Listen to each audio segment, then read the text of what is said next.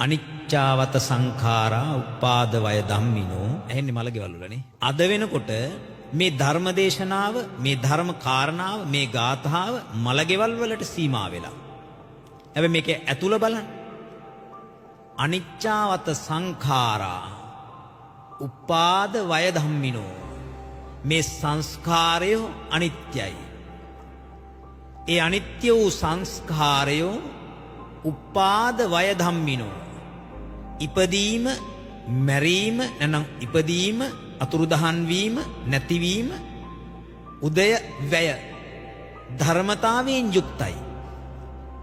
උදයව්‍ය ධර්මතාවයෙන් යුක්තයි. උපාද වය ධම්මිනෝ.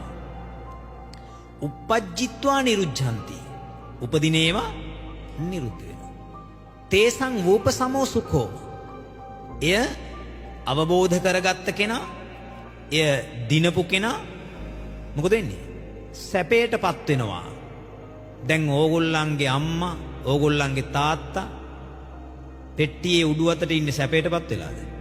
දැන් මලගෙදරවල් වල ඕක කියනකොට තේරුම් ගන්න ඕනේ එහෙනම් මේ පෙට්ටියේ ඉන්න කෙනා මේ හොඳටම සැපයටපත් වෙලා ඉන්නව ඇත්තේ.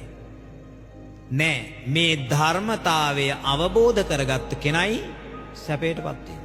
තේසං උපසමෝ සුඛෝ. පැහැදිලි? දැන් එහෙනම් මලගෙදර මේක කියන්නේ කාටද?